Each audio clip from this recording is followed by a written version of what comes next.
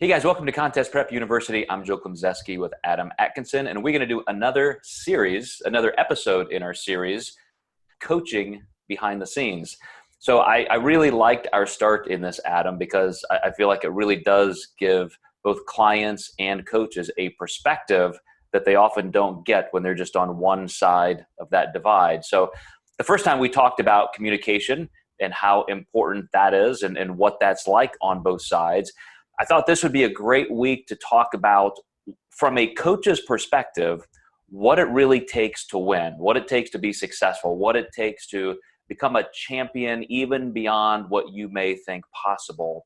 And I'm guessing that we're going to have some of these character traits and distributive behaviors that are the same. They're going to overlap, but I'm very interested. I think we'll go like one for one and see if we can end up almost guessing each other's lists. So I'm going to let you go first. If you could say one thing, Adam, this is the thing a competitor has to do, or this is a personality trait I see in those who succeed at the highest level, what do you think that very most important top trait has to be? I think it's going to be good communication for sure. If someone communicates well, they communicate what they want. As one on my list. That can be very, very helpful. So yeah, I think that communication's massive. And I literally just had a great example of this is, one of my clients, she really wanted a meal plan going into her peak week. So, because she asked for that, I was able to deliver that versus just giving her macros for the week. So some people just want that rigid structure. She was afraid she would mess something up for the week, so she felt more comfortable. Of course, with that, I said, for me to not mess this up, I need a really rigid food log of like literally everything you eat, everything you season on your food, because I don't want to miss anything. So sometimes going to that kind of structure could be just as bad if I don't catch something. So, had she not let me know that, I can't make her a happy customer. So, well, one of the things that I would tag onto that, because yes, that was number 4 on my list, was communication. I think this is where both parties, the coach and the client, have to be patient with each other, but have to pursue a deeper, better relationship. So I was actually on a video chat last night with one of my clients, and this is somebody who asks she proactively every 3 to 4 weeks says, hey, can we catch up with a quick chat?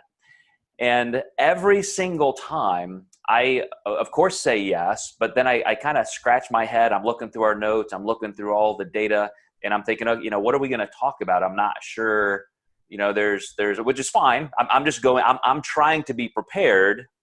But I always walk away from those conversations thinking, man, that was an amazing conversation. We work through some things that are maybe looking out in the future and helping her understand where we're headed and answering her questions. So it was never about what I need to, quote, teach somebody. They just really needed to have that FaceTime and get some questions answered and just connect a little bit more deeply. And I think that's incredibly important, because those are the clients who I really do believe end up succeeding at a much higher level, because they just feel so much more in sync, and there's just a greater trust between coach and client that way. Yeah, there's obviously a lot of different ways you can connect with clients. We've done team Zoom calls, and even though they're not one-on-one, one reason I like those is you sometimes have shyer people in the group, and they're just saying they're watching, and then the emails start rolling in right after the Zoom call. So it sometimes people don't know the questions to ask, or they're not sure. So being on the Zoom calls with other clients, they can see the questions they're asking, and it gets them kind of thinking, oh, I never really thought about that. So I think some people almost trust us too much, where they really just go with the flow. And that's great too. But at the same time, those people get a little bit harder to know as an individual. And, the more we know about people, the more we can individualize things for them. Right. And we were kind of joking on the Zoom call. He said, "Hey, I saw in one of your Contest Prep University videos that you said, just in passing, like a client called you and said blah blah blah." And he said, "Why don't I have your phone number?" And I'm like, "Come on, man." I said, "You got to at least renew a couple times, maybe name a child after me or something, and then you can have my phone number." But in reality, those people who we do get to meet, we go to a show, we get to meet them, we get to have a meal with them, those kind of things, just hang out and chat. Not only do you become a client that just has a deeper connection with us, even if it's just a phone call or video chat, we become friends. I mean, I feel like most of my clients are pretty good friends after a while, and you get to know them, and you're talking about more than just how you look and body composition. But that's just something I would say. I teach my Apex coaches this in a section in our curriculum in my Fitness Entrepreneur Business Mentorship Program. Swinging for the fence, going big. And sometimes I'll ask them, who's the person in your industry, in your field, who you respect the most, that you think, man, if I could have a career, it'd be just like that person. And they'll name that person, and I'll say, well, have you ever talked to them? Like, gosh, no. Why would I do that? Or how could I do that? And you have to ask. You have to go somewhere. If they're putting on a clinic or seminar somewhere, you got to go. You got to pay the price. You have to go somewhere in their orbit and start knocking on that door. And with our own clients, it literally can be just as simple as asking for a phone call or a quick video chat. And then, I know you and I both are dealing with businesses and client loads that we just can't sit on the phone 18 hours a day with clients shooting the shit. Like they have to be in a responsible manner, but it still can be just a total game changer for you as a client. Yeah, absolutely. And that's always been something for me, is when I get to do a show with a client or I actually get to meet them, that always just seems to, regardless how they place it, it seems to really take things to the next level. I know that person better, and it just builds the relationship more. So meeting at shows, having phone calls, all those things definitely help. Well, I'll tell you what's on the top of my list, because that was also in my top 5. And so I think that's a great first step, Adam. My first one is being open-minded. Having that client, having that athlete who says, yeah, I'm willing. Like I'll do whatever you say. I want to learn from you. That's why I'm here.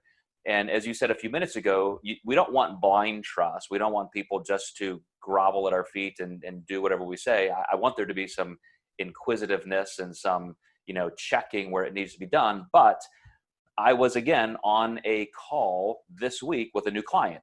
So she was interested in hiring me. We got on the phone, we chatted. I created her programming, sent it to her with a nice video message. She video messaged me back. Then we set up another phone call to go through some details. So a lot of communication in this front week, as we were just describing in your first point. And one of the things as she was going through her list of questions, she's like, yeah, I've never done that, but I'm really looking forward to trying that. And, tell me a little bit why you want to do this, because I haven't heard of that. And yeah, that sounds amazing. Like, I'll let you know how that goes. And every single point that we discussed was always met with this just great level of curiosity and willingness, where you probably understand, Adam, there are people on the other side of that continuum who are just resistant to everything. Like, that's not how that works, or why would you do that? That's stupid, or this is how I do it. And that does not create a good coaching atmosphere, I think. One that's going to allow somebody to accelerate and really take those steps necessary to tap into our greatest level of coaching experience. Yeah, absolutely. I actually lost a client this week because lack of being open-minded, and we were doing some programming together. I had her doing power lifts, focusing on progressive overload, and she said, I'm a competitor. I don't think I need to be doing power lifting. And I said, well, your program's not all power lifting, but the progressive overload is focused on the power lifts. But we're going to, after 4 more weeks of this, take it into a hypertrophy block. She had already put 30 pounds on her maxes, but her friend came to her and said, I don't know why you're training like this. and I clearly said, I said, you know, this is why I have you doing this. But I said, if your friend has more, you know, authority than me, this is never going to work. And she, you know, I got the email back that's like, definitely going in a different direction. I said, that's fine. Your friend had already won from day one. But, you know, yeah, if you're not open-minded, you know, and the hard thing with that was I wanted to give her what she wanted, but not at the expense for her not performing well. Yeah, absolutely. So, you know, communication, our first big principle. Second, being open-minded. What's a third one, a third trait that you think is very important for success? I think being receptive to negative feedback, bad placements, things of that nature. I didn't really, when I wrote that on my list, I couldn't think of a great catchphrase for that. Mhm. But some of my best clients have been the ones who have received bad feedback, had bad placements, and they don't immediately jump to the next coach because they had a bad show, or they're also accountable for part of that process. You know, I'm really good at involving my clients in the process on, you know, especially with bikini criteria, because it's so subjective on that level. You really have to agree together how you think, what strategy you think they're going to place their best in, especially with a experienced competitor, especially with someone on the pro level. And when you start getting that judge's feedback, you're going to find out, you know, was your strategy the best strategy? And then having that client allow you to have the patience to, you know, give it another shot, fine tune it a little more, and get a little bit closer to that strike zone for like an Olympia qualification. And if they keep giving you more chances and you keep delivering, there's just going to be such a powerful dynamic. A great example of this is Brittany Hamilton. She's kind of a larger bikini competitor. And our feedback kept saying we were too big. Our feedback last year was she was too hard. So this year we said, you know what? We're going to just have to do our own thing this year, and we're going to have to go where we've never gone before, which is 6 pounds leaner than she had ever been. But we actually kept her water down, and we kept stress up a little higher, so she wasn't as you know, we'll say dry on stage. So basically, we basically burned intramuscular body fat with that 6 pounds, which made her look smaller. And it worked. She got her best placement she ever had. But when we discussed doing that, I said, I need you to be really open-minded, because we're basically shooting a half court to a full court shot, because this is complete opposite of any feedback we've gotten. But nobody knows our body like me and you do. So what do you think about doing this? Yeah, I have a couple of people that I've spoken to just recently who also had to do that, a transition from figure to bikini.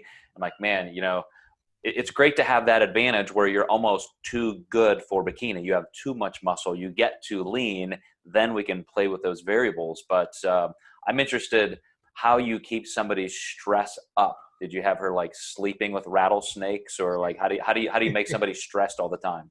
I thought pythons would be safer, but no. So what we did is we actually did keep her cardio relatively high. So we kept recovery modalities at bay, and that kept her a little more stressed. And at that point too, we really did focus on you know, not having much water or food even before her show as well. And we also made sure that we just didn't really carb up at all. So that made a big difference on just kind of bringing her in more flat, so to speak. So your character trait on what it takes to become a champion was the ability to take negative feedback, be able to be, you know, constructive with that and not let it derail you. On my list, I wrote that down as being long game minded. And I often talk to my clients about having a game within the game. If you think from day one, the first time you got on stage, you're going to be an IFBB pro, win the Olympia, etc., you know, you're in pretty small company in terms of the probability of that. But if you can keep progressing and first, you know, the first game within the game is, are you improving? Are you getting better? Are you learning your body so that you can become more consistent and predictable with your own contest achievements and progression? But are you also willing to say, well, that's what I wanted to accomplish this time? Maybe a certain placing or maybe a certain feature, just like your overall look, even if you don't win, knowing that winning can take time. You know, not everybody comes out in their first round and just destroys it. And so I think the way you articulated that, Adam, just having the ability to take negative feedback is incredibly important, because when you get deflated, and it can be a powerful negative force where you feel embarrassed, you feel like it was a waste of time, you feel like, you know, why am I even doing this? I see a lot of people crumble, but from a guy right here who has literally placed last at every single level I ever advanced through, I can say, just out of my own innate nature, I mean, this is nothing I've worked on, I always just went home working harder. I just said, okay, that sucked, and I'm never going to feel that level of suck again. I'm going to come back and win. So my very first show, placed last. You know, worked through the I don't know, the novices and the opens, and then to regional shows and national shows, and it was last. But then I would come back and win, and then even as a pro, get my pro card first time on the stage, last. Then it was just beating somebody. Then it was coming in, you know, in the top 8, then the top 5, and just every single step of the way, every year for a 20-year career, all of those painful spots of negative feedback were just simply the constructive criticism I needed to fuel me for that next level. Yeah, I always liked competing in bigger shows because I knew I was going to get beat. And, you know, one thing that I will never forget was my first show. I did not get a top 5 call out, but I, you know, standing behind scenes on the diagonal as the top 5 was called out, I just realized everyone's back was way bigger than mine, even when they were doing non-back poses. So I remember watching the most muscular, I'm like, these guys' backs are gigantic, and they're not even posing their backs right now. So, you know, that stuck in my mind for every training session I did up until my next show. And did it make me better. It made me so much better. Yeah, that is absolutely that grind that you do. Like you just said, you take it to every single workout.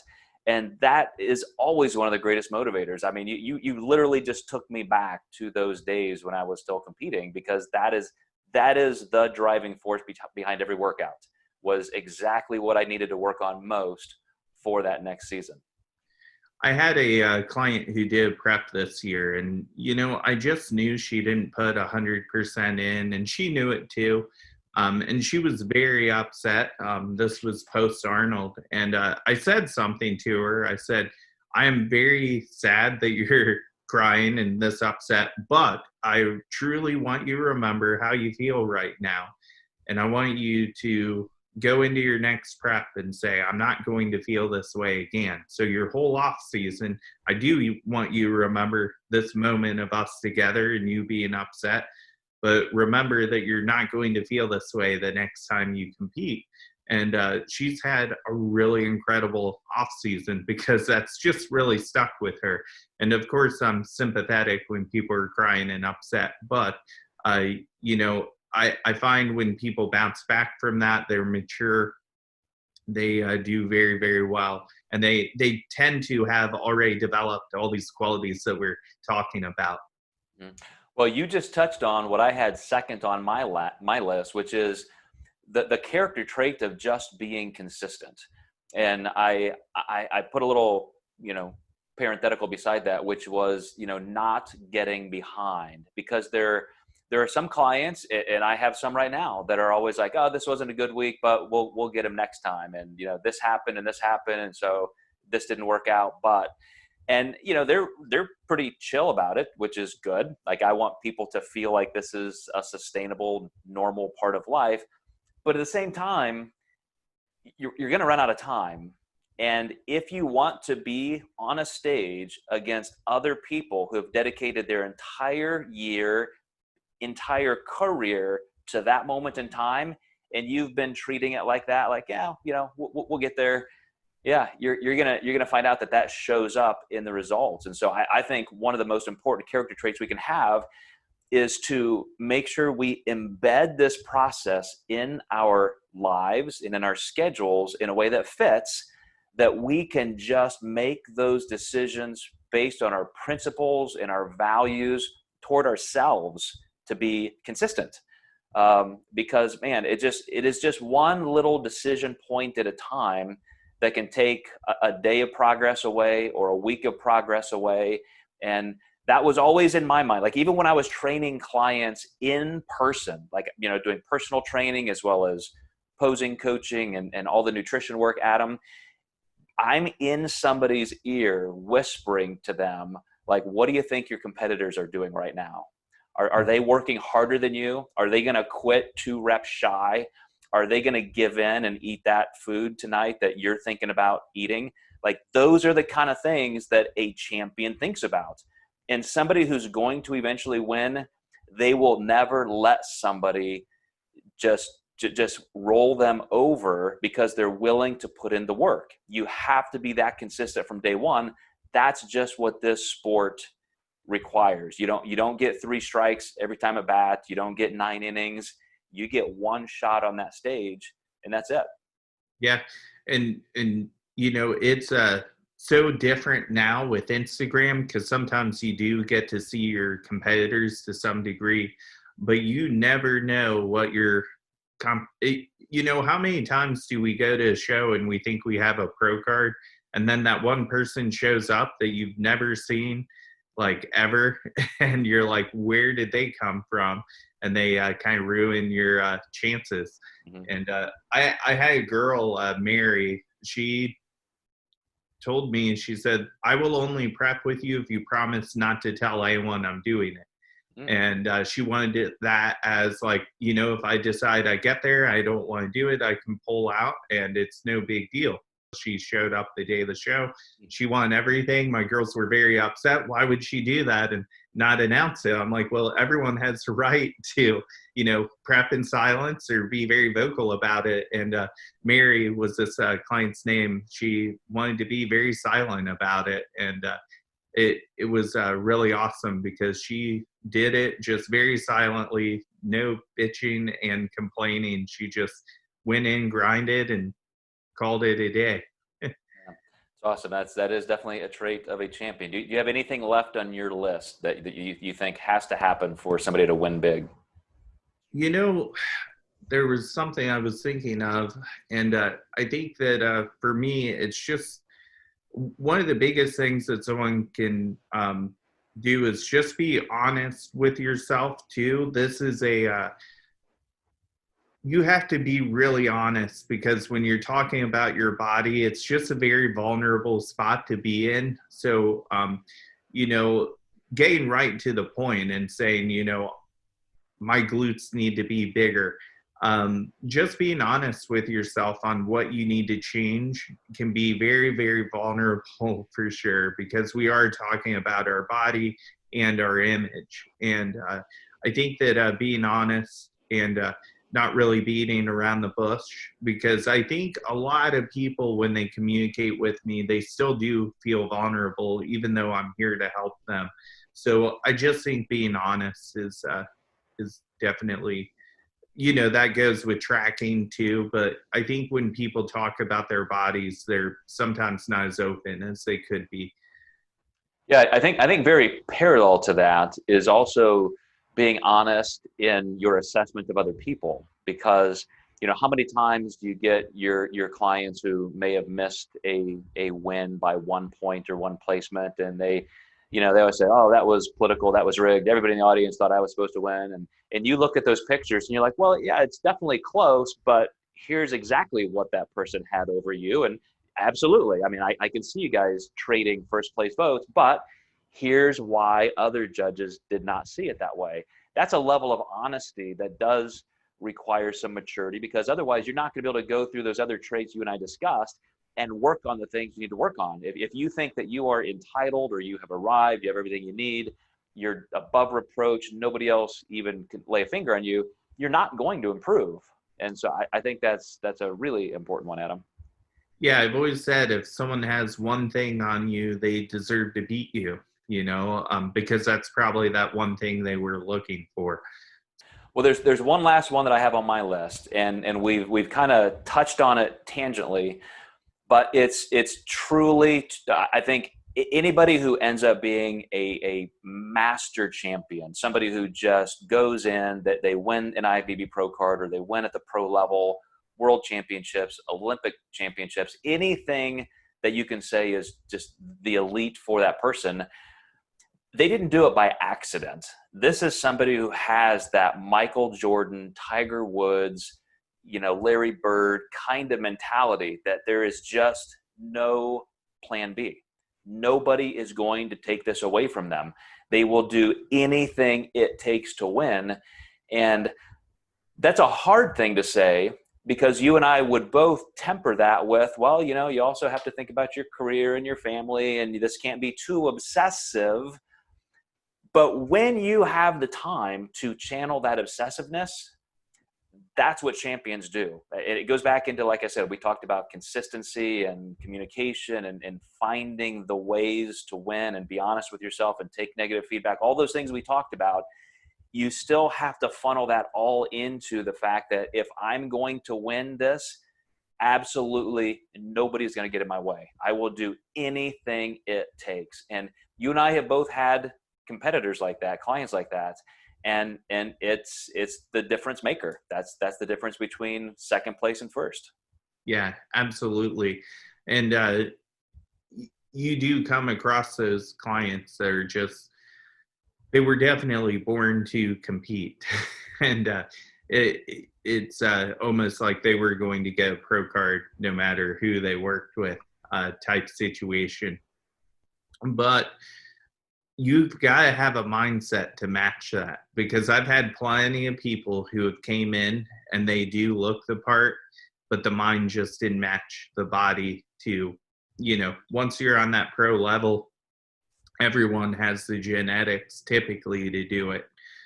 They may find themselves at a glass ceiling, but a lot of times people on the pro level were born to do it. And I find the mindset is the one thing that really separates the really good pros from just like the average pros. Absolutely, man. You just brought this great example to my mind that I'll say for another time. It's one of my own kids who could be in the NFL or MLB right now, but just didn't want that. Just doesn't have that competitive warrior spirit like you just described. And so for him to continue down that path, he probably would have made it, but he would have potentially hated his life and always thought, I'm just doing this because my dad wanted me to, or somebody said I could or should, coach's influence. And so, yeah, I mean, some people have that, some people can cultivate it, but it definitely has to be an accelerator that you can push down at will, and you can redline that level of commitment, because that's what other people are doing, and they want to take away the biggest prize just like you do. Yeah, that's a great point, and I've always said, regardless of where my clients end up, I do want to make sure they're happy with their life afterwards, and that they do have a balance between bodybuilding and life. So I think me and you are both huge on that, obviously. Absolutely. All right, guys. Well, that's what we wanted to chat with you about today. So I hope you're liking our newer, longer form version. We'll get back to some other formats soon, but I wanted to go through this coaching behind the scenes series as a way to kind of wrap up 2020, get everybody, into the next contest season, where we start getting more topical and analytical.